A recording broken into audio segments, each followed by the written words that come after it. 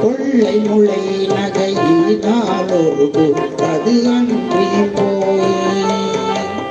கொள்ளை முளை நகையினால் ஒரு அது அன்றி போய் அல்லல் வாழ்க்கை பழி கொண்டு உள்ளம் ஆதரவன்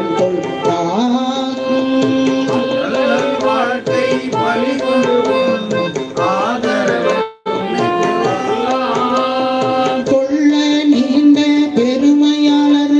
தொல்களை கற்றும்